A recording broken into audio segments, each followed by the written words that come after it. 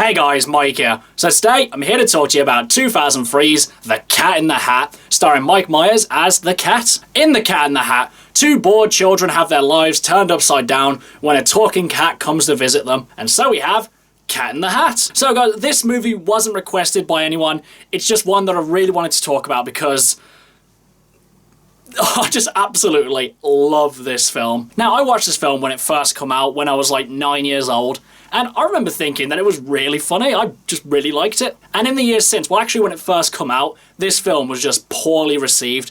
Currently, right now, it sits at the 100th worst movie on IMDb. Out of every other movie that exists in the world, this one is considered the 100th worst. And while I don't agree with that, I've definitely seen much worse movies that deserve that spot more so than this one.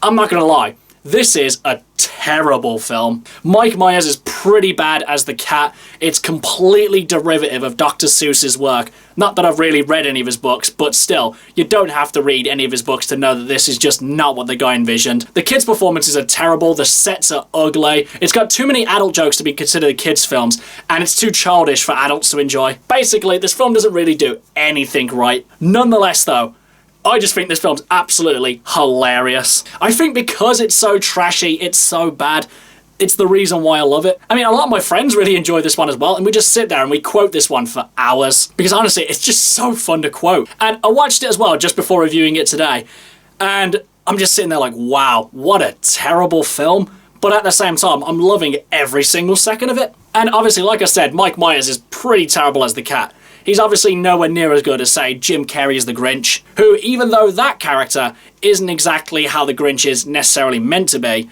you can feel like he's playing an actual character. The suit doesn't restrict any of his movements, he's still allowed to be Jim Carrey in that suit. Whereas Mike Myers, on the other hand, can barely move, he's constantly out of breath, though I think that kind of plays into the character.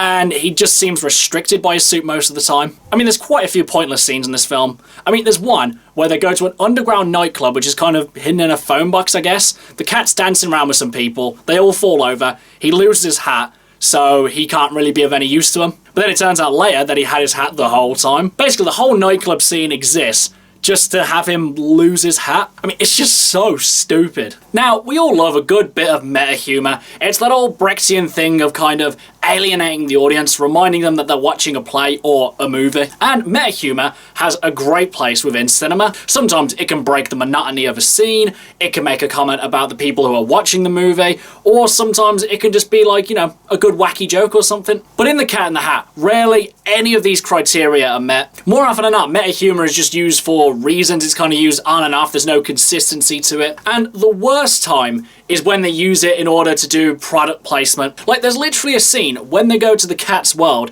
and they're on a ride and one of the kids says, "This is just like an amusement park," to which the cat looks directly into the camera and says, "Just like a Universal Studios, cha-ching!" And during this scene, if you're just quiet enough, you can hear the sound of Dr. Seuss rolling in his grave. Really, it's just shameful, shameful product placement. And there's just so many instances in this film where that happens. Honestly, I get why people hate this film.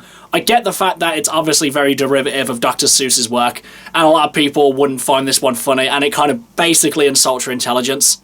Nevertheless, I just think this film's great. Basically, the rational side of me says that this is an absolute F-tier movie, no one should watch it, and it should just be forgotten to the ages. Whereas the less critical side of me says, S-tier movie, love it, should win all the Oscars. I would describe this one as a guilty pleasure, but I don't really feel any guilt loving this one. Overall, guys, there's not really much else I can say about Cat in the Hat. It's just a terribly awesome film in my eyes. Like I've said, I can understand why people hate this one.